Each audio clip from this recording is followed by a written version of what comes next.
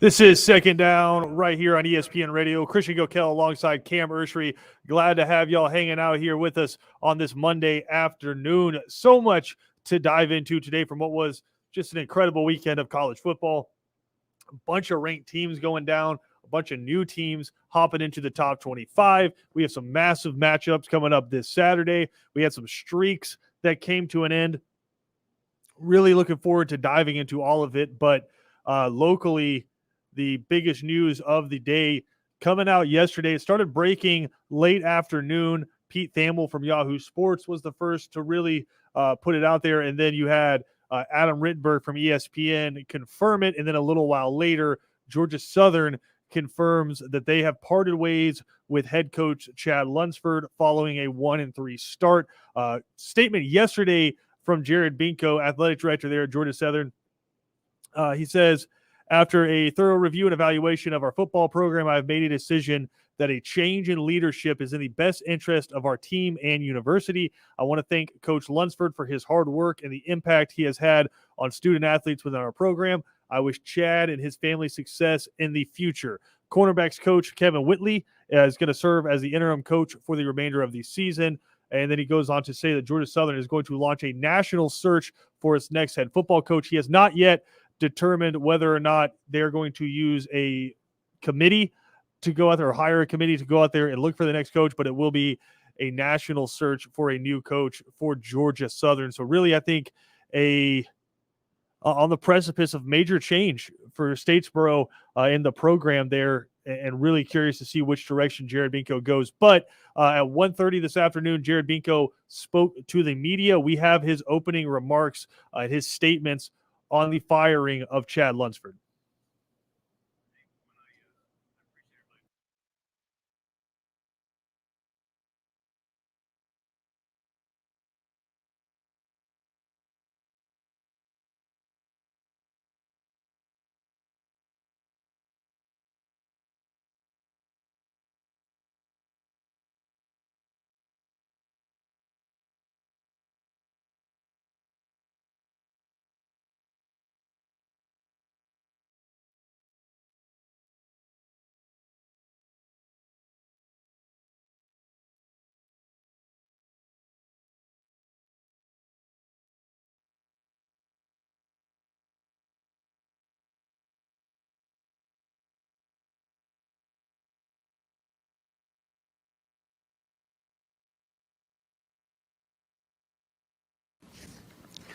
After meeting with Coach Lunsford, I met with assistant coach Kevin Whitley and asked him to serve as interim head coach for the remainder of the season, and he has agreed to do so.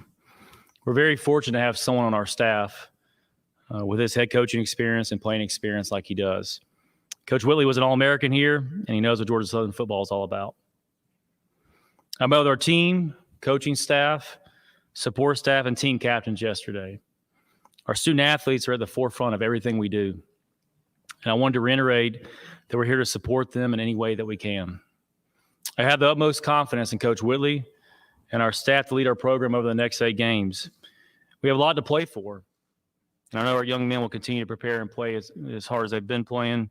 And they'll continue to be ready to go this Saturday against Arkansas State. The search for our new head coach begins immediately. We want to be on an upward trajectory as a program. We want to have an identity of being highly disciplined, blue collar, and tough. We're looking for the best possible candidate. We will look at head coaches and assistant coaches. We will work diligently to keep the search process confidential.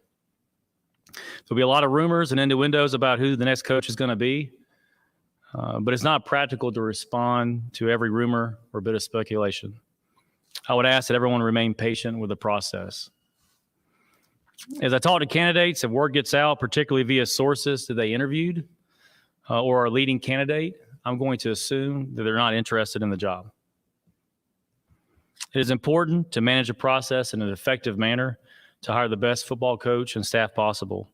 I know I can count on Eagle Nation to remain patient through the process and fully support the new head coach and staff once in place. The traditions of Georgia Southern football are unparalleled. Coach Art Russell, 6 national championships, the best fans in the country, 2 members of the College Football Hall of Fame. We have more tradition in the last 39 years than anyone in the country. We can be better, and I'm fully confident we will be better.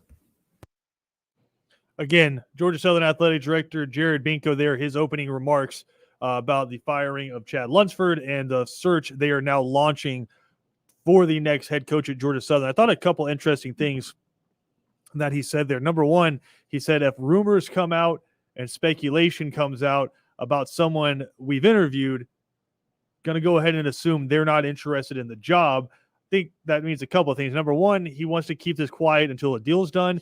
Number two, he doesn't want to be used as a leverage point for someone just looking for a pay raise from their school. We see it all the time, right? We see it where it's just, this coach, he's interested in this job. Could he be making the jump? And then all of a sudden they get a $500,000 pay bump from the school they're at, and they're not interested in the job. So I think Jared Binko said it. He said, we're going to talk to assistants and we're going to talk to head coaches. And we really don't know any names right now who they could be targeting.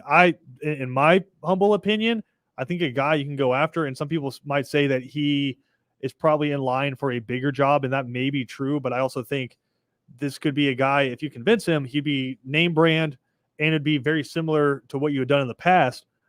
Go after Dan Lanning, Georgia's defensive coordinator. I mean, if you want to talk about somebody that knows how to recruit in the state of Georgia, someone that has name recognition in the state of Georgia, and someone who's doing their job at a super high level, I think Dan Lanning would be a great get. But also, you have to determine what direction you want to take the program. And I've kind of put this out on Twitter yesterday to Georgia Southern fans. I asked him, I was like, do you want to see a return to the option, like the true under-center Georgia Southern, Irk Russell, Paul Johnson style option? Or do you want to see them completely move away from it? And the resounding answer from every fan that commented was, we want to win. Yeah. It doesn't matter. One person said it doesn't matter if we dress like Mickey Mouse as long as we win. Georgia Southern fans want to win. And just take a look at the program and look at where it's located in Statesboro, Georgia. Look at a map, look at Statesboro, and then draw a 100-mile radius outside of Statesboro and then take it around in a circle and look at all of those recruits that come out of there. Look at all of those football players that come out of there.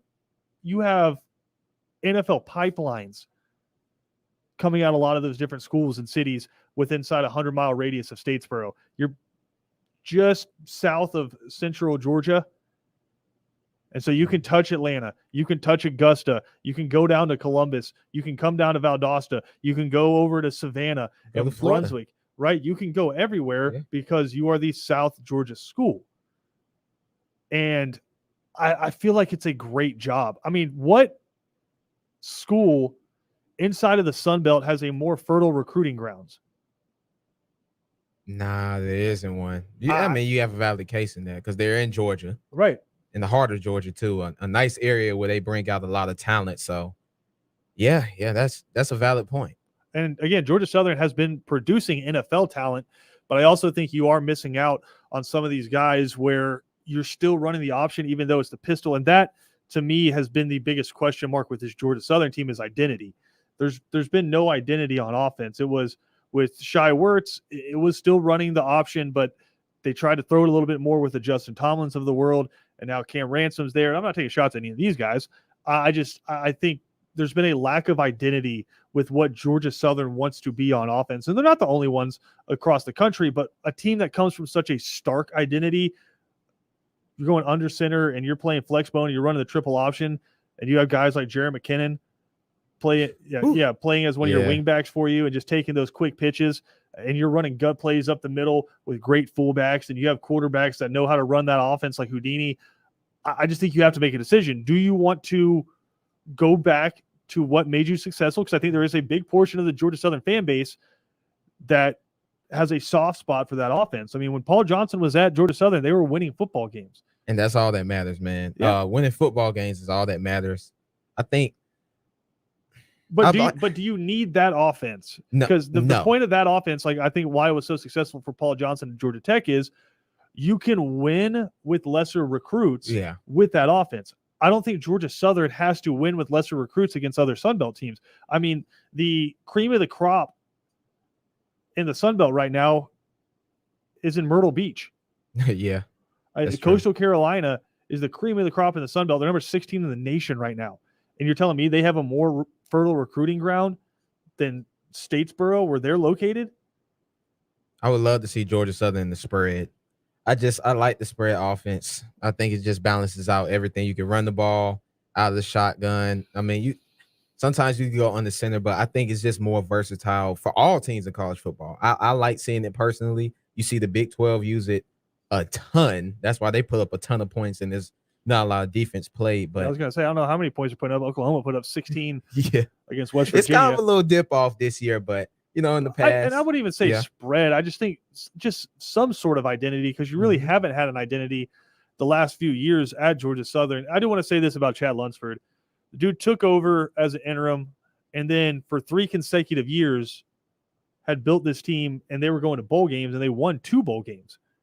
And I think COVID hurt a lot last year. You also had some big-time players, and this is going to happen at every program, but you had some big-time players. They got in trouble with the law, and then you're missing out on them these past couple of seasons. So just I find it interesting that we really don't know which direction they're going to go. I mean, I'm not comparing the situations, but when Georgia fired Mark Richt, pretty much everybody knew Kirby Smart's the number 1 name on this board right now, because he had basically been waiting for that job. Yep. Right? So you knew which direction they were going to go. We really don't know which direction Jared Binko wants to take this program. And if you look back at where he's been before he became the athletic director at Georgia Southern, he was at Georgia. He was at Mississippi State. So he's been at some big-time programs when they've been making some head coaching decisions. So it would be curious to see which direction they want to move. Another thing that I think is playing a lot into this, or at least in the storyline to this, I don't know how much it played into Jared Binko's decision, is prior to the game against Louisiana on Saturday, Georgia Southern has a tradition of the yellow school buses rolling up, carrying the team, and they kind of go down the tailgating row before you get to Paulson Stadium. I don't know if you've seen this video yet or not, Cam, but as they pulled up to the stadium, you had a player standing on top of the buses in his jersey. He gets thrown a beer from the crowd and shotguns a beer on top of the buses. And so, again, prior to a Sun Belt game against a team that shared the conference championship last year, That's ridiculous, and a team that had beaten you the past few times in a row, you have one of your starters shotgunning a beer on top of a school bus that's moving. What do you say to your? Well, my point What do you is, say to him, though? my point is, if that had happened at Georgia or at Alabama, that would be like leading storyline on Sports Center. Definitely, yeah. Right, but because it's just like an Instagram video, which it's clear as day, and the player has been suspended. Yeah. And is, I guess, just placed on athletic leave, basically, while they determine what they're going to do with him punishment-wise. That, I think, probably had a lot to do with it. I mean, you have a player standing on top of a moving bus, shotgunning a beer.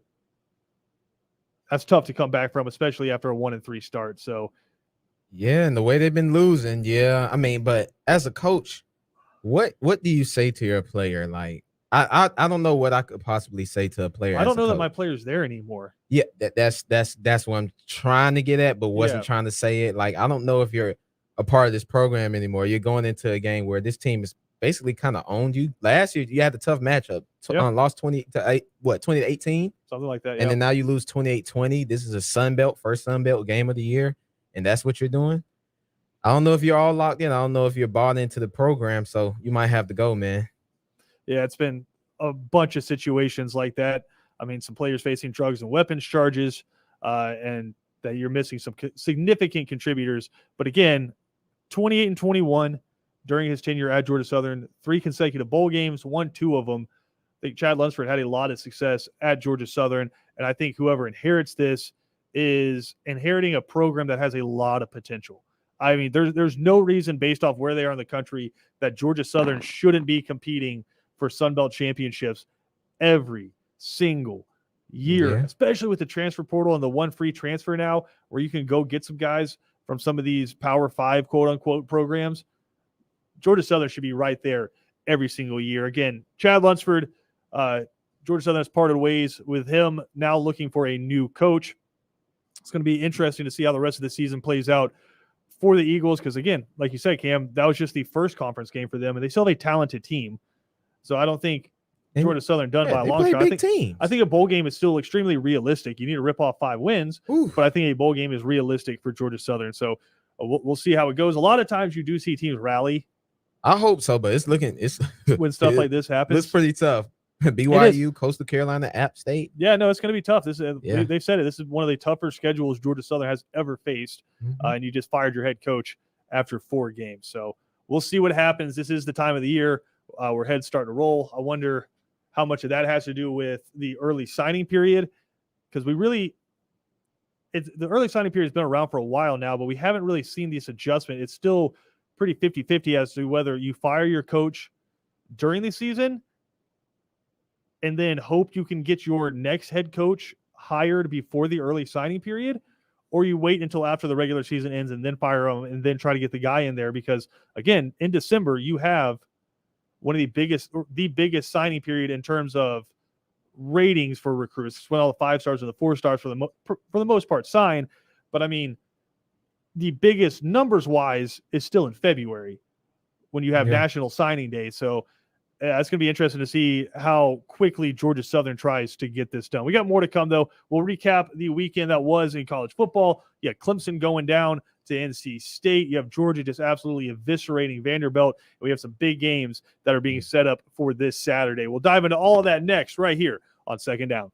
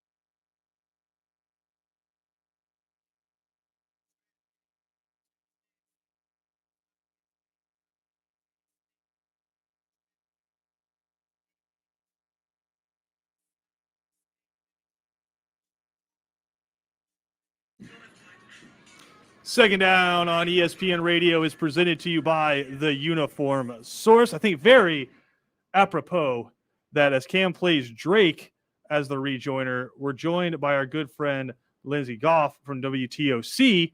You know, Drake, maybe the biggest Kentucky Toronto Raptors fan that there is. And I don't know a bigger Kentucky fan than Lindsey. I mean, Lindsey, Cam, just very serendipitous playing the Drake for your intro. Do what now? I can't hear you. I'm sorry. I'm walking around the stadium. Well, I did a whole intro. I was going to say Cam played Drake as the rejoiner. I mean, you and Drake are the two biggest Kentucky fans I know. Oh, yeah. I appreciate that. We're homies, obviously. Obviously. You mentioned it, though, walking out of the press conference up there in Statesboro. And I thought, listening along, I thought you really asked the questions a lot of people want answers to about the firing of Chad Lunsford. You asked if it was for cause. And just looking back at the entire situation, when you see the video of a player come out standing on top of a bus that's moving, shotgunning a beer, you start to a 1-3 start. I mean, how shocked were you yesterday when this news started coming out? The news of the video or the news of Lunsford? Of him getting let go. I was somewhat surprised. I thought he would get a couple of more games to kind of set things straight, because really they were picked to lose 2 of these games anyway, especially at Arkansas. But then you start to see, things like the video where it looks like he may not have control fully of the program and things like that. And I think it was a lot of factors playing into it. It doesn't help that there's a lot of Sun Belt teams playing really good football right now. And not only has Georgia Southern not improved, it's kind of gotten worse. So when you factor that in, the fact that their opponents, they're going to play all season, playing really well, Georgia State at Coastal, it's not a good look. What was Jared Binko's thoughts, or any, about which direction they want to go when they're looking for a head coach? He didn't say, that they were going to stick to someone who coaches the triple option. Kind of all options are on the table, it seems like. Sorry, I'm out of breath. I'm like hiking up the stairs. Oh, you're good. It's going to be a national search, and he didn't say whether they were going to hire a search firm or not. I think they're working that out right now, but I would lean towards likely. But I think all options are on the table. He said they're going to look at assistants and head coaches both. How big of an influence do you think the fan base plays into the decision? I'd say it plays some factor, because ultimately those are the people that buy the tickets and support the program and in a roundabout way pay the salaries, but I don't think it was the only factor. Do you think Georgia Southern is fiscally in a place where they can go out and compete with another school for the services of a coach? I think so. Yeah, I think so. They have an attractive fan base. There's history, and I think that Benko being a young and ambitious athletic director, that's appealing to people. And I know he has, speaking of Jared Binko, he has deep connections with a couple of SEC programs, being at Mississippi State and being at Georgia. But I mean, from your perspective, and we were talking about this in the last segment, I don't know that there is a more fertile recruiting ground for any Sun Belt school than what you have in Statesboro, just if you go in a 100-mile radius. I mean, this has to be a really appealing job for whether it's a coordinator looking to get his first head coaching opportunity, or whether it's hiring somebody that's already a head coach and this is a step up. This has to be a really appealing job. Yeah, I would say so. And, Whitley said today that he didn't want to say whether he wanted his name in the hat for the permanent position, but, he said when you get into coaching, being a head coach is always the dream. He's actually already contacted all of their recruits and spoke to them so that there's no recruiting drop-off. But, yeah, this is definitely a place where a young and up-and-coming coach could really make a name for themselves, especially since the Sun Belt's becoming a little more prominent. They have teams in the top 25. People are paying a little more attention to them. And with all these conference realignments, I think a lot of things could happen. So it's definitely an attractive position. Yeah, I was going to ask you, just looking at the recruiting and making this decision to fire a coach this early in the season, how quickly do you think Georgia Southern tries to move on a coach? I mean, are we looking at waiting until the end of the regular season before they hire somebody, or they try to bring somebody in earlier? Because I know with a lot of programs, the early signing period is when they get most of their recruits in. For Georgia Southern, is that not the case, or is it more of them getting their recruits in February? I think for Southern, it's usually kind of a mix.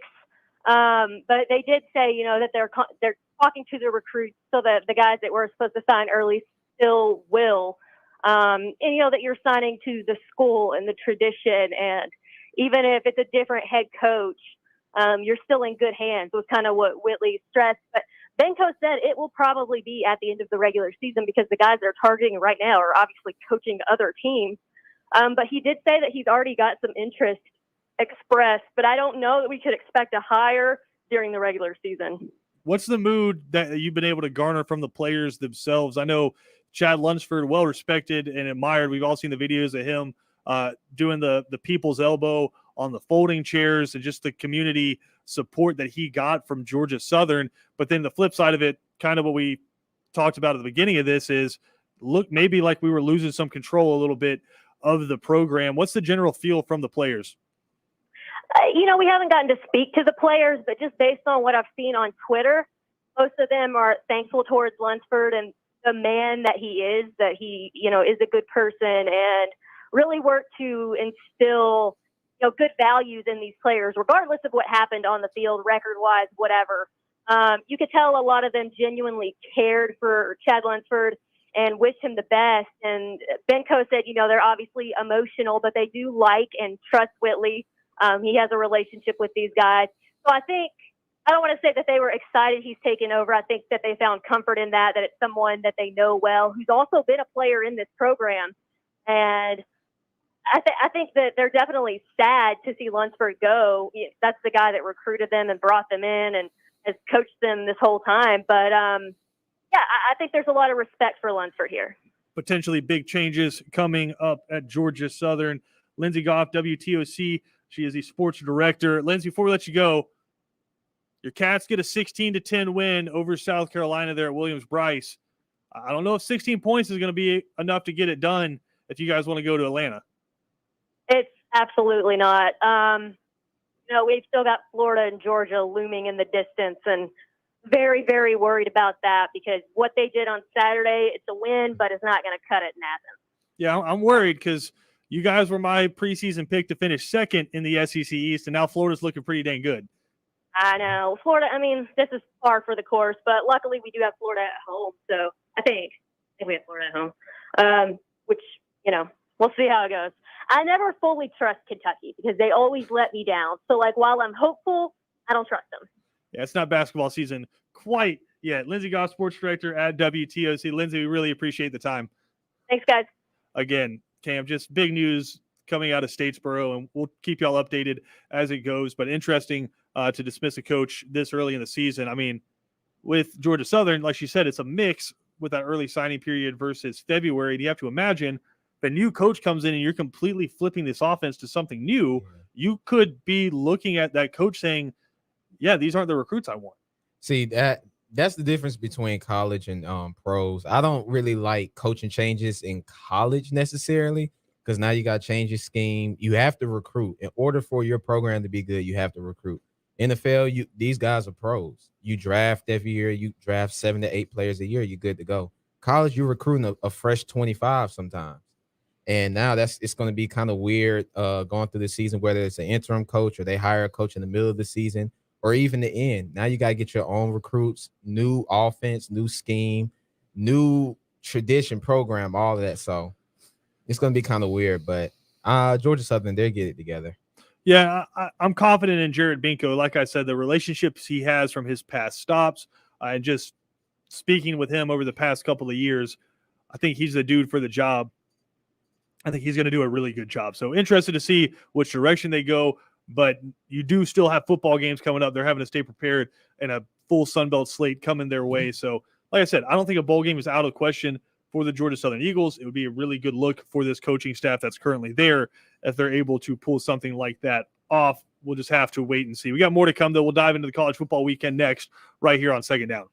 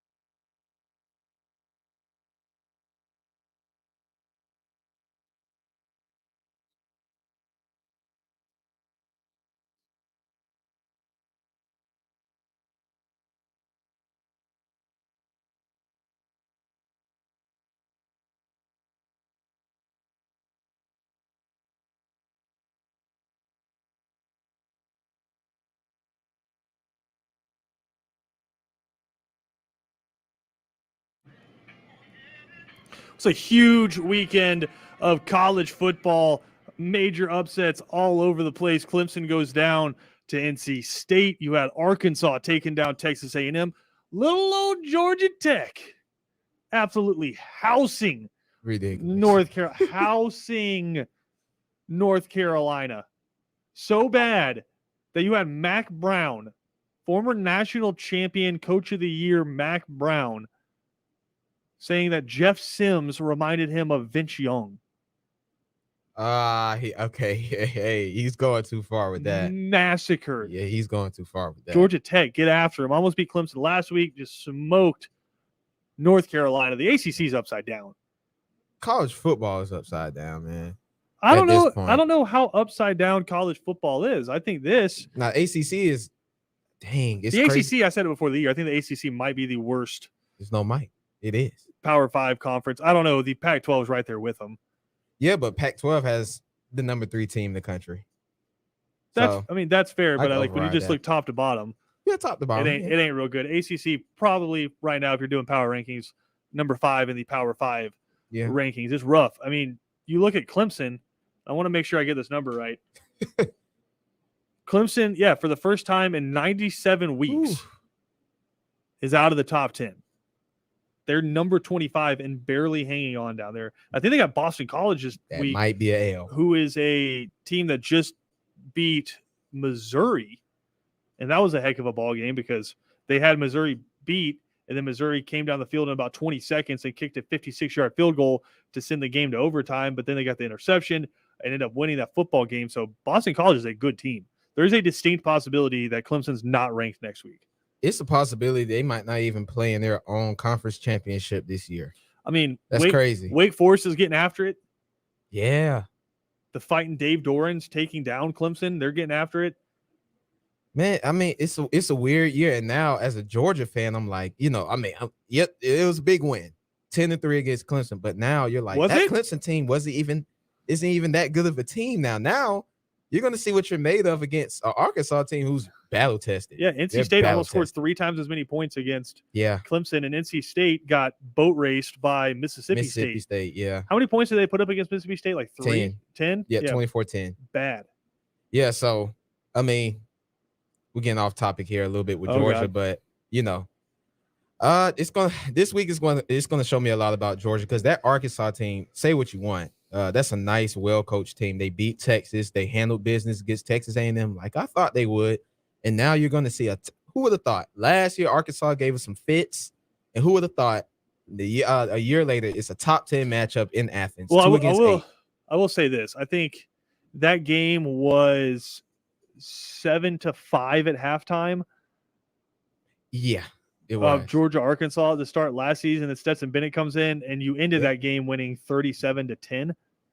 Yeah, but it was an ugly 37-10. I mean, second half, you just dominated. You did. Stetson in, the offense started clicking, and you absolutely dominated that football game. But Arkansas is a different team, and I think we lose sight of the fact that Barry Odom, former Missouri head coach and Missouri defensive coordinator, is the defensive coordinator for Arkansas.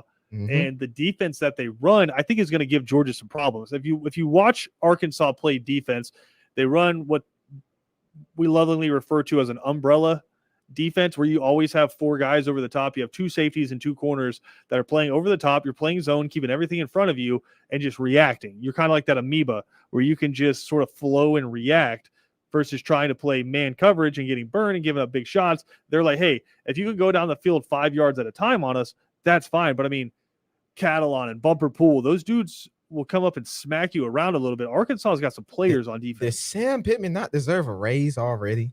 Can we just get that out the way? Does he not deserve a raise already? I mean, this dude he's coaching his tail off. I mean, you beat Texas by 19. You beat up on Texas A&M. Oh, yeah, the state of Texas doesn't exist anymore. Yeah. It's just West Arkansas. Yeah, basically. And now you go into Athens. I'm a Georgia fan, but I think this is actually going to be a close game. Georgia, I think, is like a 19-point favorite. I wouldn't take that. What else I was going to say is the defense that they play, I think, is going to give Georgia some issues because they run that umbrella coverage, and Georgia, for the most part, has been living on big plays. Yes. You haven't seen the long, consistent drives. Now, Georgia's offense against Vanderbilt was nuts. 35 points in the first quarter. Your starting quarterback was done in a quarter. Yeah. And he was 9 of 10, 2 touchdowns, and the only incompletion he had was a drop, like a wide open drop. So JT Daniels is playing well right now, but I feel like with the defense that Arkansas plays, if you can't run the football effectively, which Georgia was able to run the ball against Vanderbilt, It's Vanderbilt. but if you can't run the ball effectively against Arkansas, you might be in trouble because that you don't have a George Pickens right now. Jermaine Burton is just in witness protection right now. A.D. Mitchell, I like him. He's solid, but he's still raw. He's a freshman. The route running is not great. Karis Jackson, he's still recovering from a knee injury, and he looks pretty slow against Vanderbilt. Dominic Blaylock is supposed to be back, but how fast is he going to be able to move? Arian Smith is still dealing with that shin contusion. Your fastest receiver, the guy who can kind of take the top off. So, like, you have Darnell Washington coming back, but again, that doesn't really take the top off of the defense. You don't have that. I mean, Jermaine Burton needs to be that guy, the one that can really take you deep. But right now, I mean, Fred Gibson said it last week when we had him on the show. You don't know who Georgia's number one wide receiver is right now. I mean, Ladd McConkey and Brock Bowers. I like the Brock. dudes. Well, Brock Bowers is phenomenal. I think you're going to see a lot of 2 tight end sets with Darnell Washington and Brock Bowers, and maybe some 3 tight end sets where you go 2 on the line with Fitzpatrick and Darnell Washington. You split Brock Bowers out because Brock Bowers has been your best pass catcher. Look, I'm a little nervous. It's going to be some old school football play from UGA. Yeah. Because I mean, you don't have a lot of your guys there. I mean, we thought Gilbert would be here. We thought that was going to be the number 1 pass catcher after Pickens went down. He's probably not going to be here the whole season, maybe. But I mean, I'm nervous because your quarterback, your starting quarterback, JT Daniels, outside of Clemson, hasn't played a full complete game. He doesn't really have a lot of reps. I know he played 4 games last year, but kind of inferior opponents outside of Cincinnati. But he doesn't have a lot of reps. And now you're playing, and this Arkansas team, they're good. I don't think they're a 19-point underdog. I don't see them as that. No, I don't think it's outside of the realm of possibility to say Arkansas is the biggest regular season game he's played in because thus far this season, Arkansas has looked much better than Clemson. And there's reason they're number 8 and Clemson's number 25. And you're at home. It's an SEC game. It's a conference game that really matters because Florida looks really good. And it's a noon kick. I do think the fact that game day is in town and Arkansas won last week, that makes me feel a little bit better because the sense of urgency is going to be there. You're not going to catch Georgia napping in this one. Yeah, it is. And they have to be locked in. It's a difference from – that's what's been the difference from Georgia, Alabama. Alabama could complete the season, go undefeated. Georgia always lays an egg at some point of the season. I don't think you could do that this year. Granted, you could be a 1-loss team again in the playoffs, but these next couple of weeks are crucial. You have Arkansas at home. And then, like you said, JT Daniels, he hasn't played a true road game yet. He hasn't had that true test. You're going to Jordan-Hare next week. And regardless of how good Auburn is still playing in Jordan-Hare. That's a hostile environment. Well, that's another fascinating storyline. We got all week to talk about this Arkansas-Georgia game. Do you see what happened to your boy Bo Nix? Yeah, riding that pine. Man, that hurt. It hurt. I mean, I'm as shocked as anybody because I thought Bo Nix with Mike Bobo and Brian Hartson would at least take a little bit of a step forward. But now he's getting benched for TJ Finley. He's regressed. Yeah, and TJ Finley comes in and leads huge. Yeah, he's a big dude, but leads the charge. And that 4th down throw he had against Georgia State was nuts. Yeah. Where he had to kind of circle around and scramble and just flip his eyes back and found a guy in the end zone for a touchdown.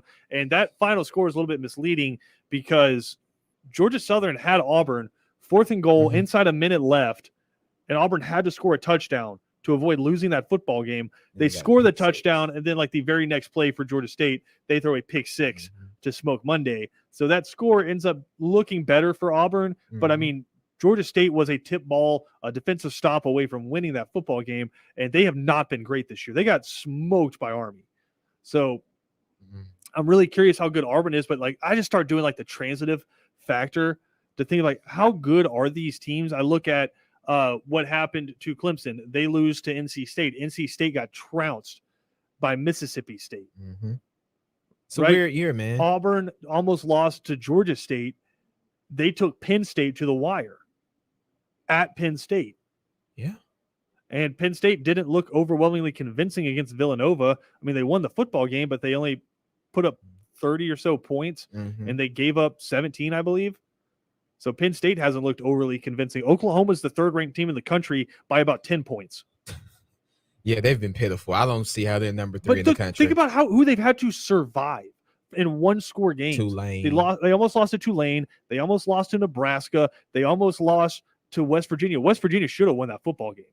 Yeah, they've been terrible. I don't know. And you heard they were chanting like I was going to say, yeah. if you had to rank all 130 starting quarterbacks on the scale of the fans will be chanting for their backup quarterback 4 weeks into the season, Spencer Rattler would have been 130 on that list. He would have been last. Yeah. We're talking about this dude. Me personally, I say he was going to win the Heisman this year. He's not. Let me ask you that. yet. I was going to ask you that. Right now, who's your Heisman favorite? Bryce Young. I mean, no, look around the country and tell me who's your Heisman. I think he has to be. I think it's probably Matt Corral. Yeah, it's them too. Okay, I'll give you that. They duel it out in Tuscaloosa. What is it this weekend? Okay, yeah, it'll be between them two. Whoever wins that game, but it's definitely them two. I think JT Daniels has quietly snuck back into the race because he's been playing really well. Like you said, he hasn't had to play most of the games, but he's been playing really well. His team's undefeated and number 2 in the country. Also, I think Emory Jones certainly needs to be in that conversation. He's putting up Tim Tebow numbers. So weird, man. He took Alabama to the brink. If his kicker can hit an extra point, they take Alabama to overtime. So I think Emory Jones certainly deserves to be up there because he's putting up crazy stats through the air and on the ground. So it's fascinating. That Heisman race is we won't know who wins it. Who's your favorite right now? Don't know. I think it's Matt Corral, but there's a distinct chance Matt Corral throws 5 interceptions this weekend, as he's apt to do. He could. and Bryce Young's all of a sudden front and center back in that Heisman race. So it's fascinating. College football is weird right now, but what I love about it is there is peril this season. Yes. Teams are very close. That transitive factor, when you look at some of the teams that have beaten some teams, that have lost to some other teams, it's wild. No complaints this year. There's no Clemson in the college football playoffs. There's no complaints. Oh yeah, they're done. Yeah, they're done. Oh they're yeah, done. they're done. They're done. And Ohio State's a loss away. Even if they win out and they win the ACC championship, have fun in the Orange Bowl because you out. I mean, or is the Orange Bowl one of the Orange Bowl is them. Is it one of the semifinals this year? Oh, good question. So maybe they won't have fun in the Orange Bowl. Who knows? We'll find out. We got more to come though. We'll come back. Final segment of Second Down next.